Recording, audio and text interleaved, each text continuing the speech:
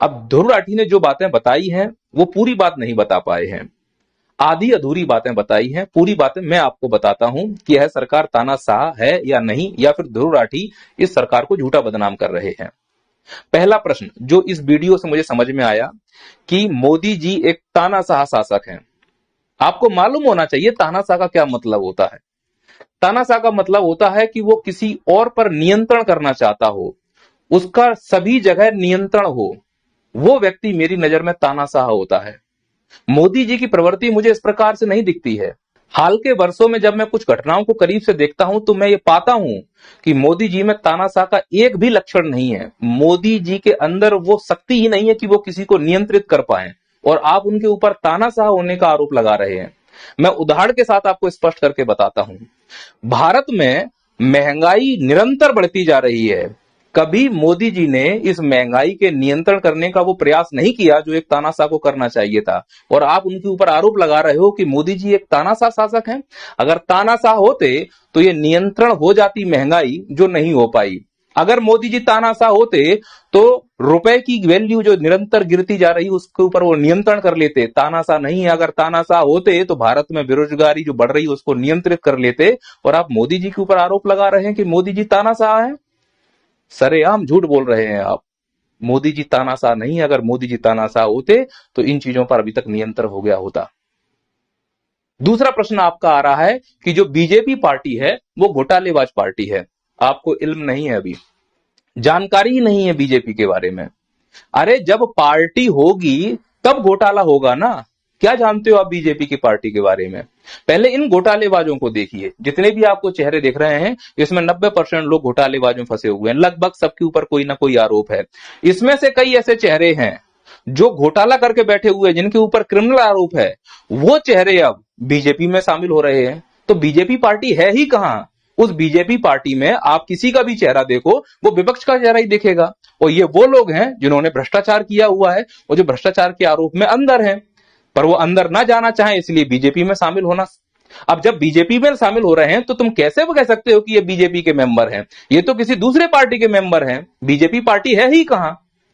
बस होता क्या है इस बीजेपी पार्टी में कि दूसरी पार्टी के मुखिया को उठाकर यहां पर तुम रख दो और उनके हाथ में लड्डू पकड़ा दो। अब ये कांग्रेस के हैं कि बीजेपी के हैं, ये खुद जो उसके सदस्य हैं वो डिसाइड नहीं कर पा रहे हैं। वो बीजेपी है ही कहां जो बीजेपी काम कर रही थी धरातल पर। जो कार्यकर्ता बोर्ड लगाते हैं, जो कार्यकर्ता पोस्टर चिपकाते हैं, वो तो बीजेपी के मुख्य केंद्र से बाहर हो जाते हैं, और ऊपर से पायलट प्रोजेक्ट के रूप में ऐसे नेताओं को थोप दिया जाता है जो किसी दूसरी पार्टी के थे। अब ये बीजेपी के कैसे हो गए और ये बीजेपी पार्टी कैसे हो गई? ये समझने वाली बात है ना। वो जो बीजेपी के हैं वो बेचारे बाहर बैठ गए हैं।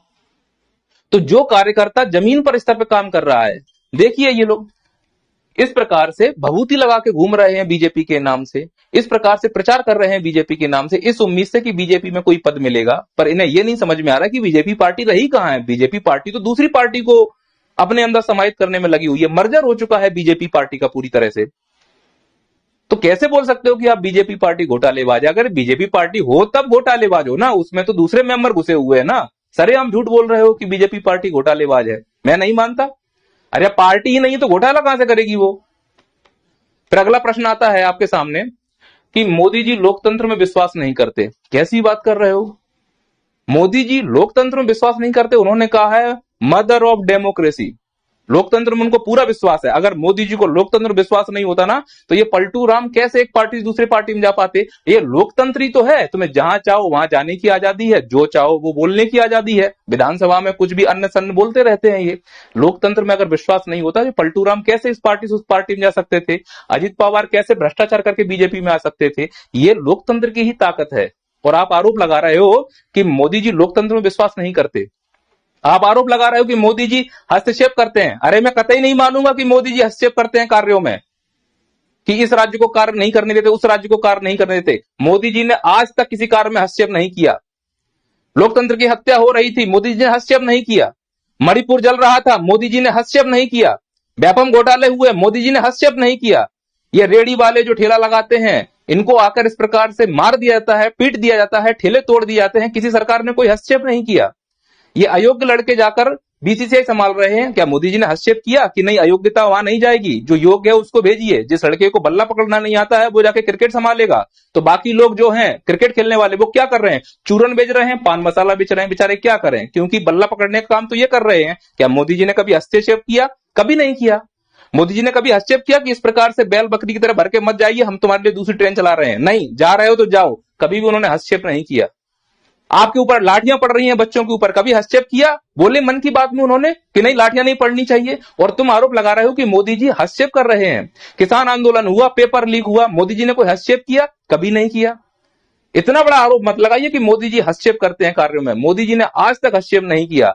इतना नहीं, दलालों को नहीं रोका उन्होंने कि तुम मंदिर मस्जिद मत करो, मुद्दे की बात दिखाओ, इनके ऊपर हस्तक्षेप नहीं किया। बोलने की स्वतंत्रता है, जाने की स्वतंत्रता है, आने की स्वतंत्रता है, मैं कैसे मान लू मोदी जी हस्तक्षेप करते हैं।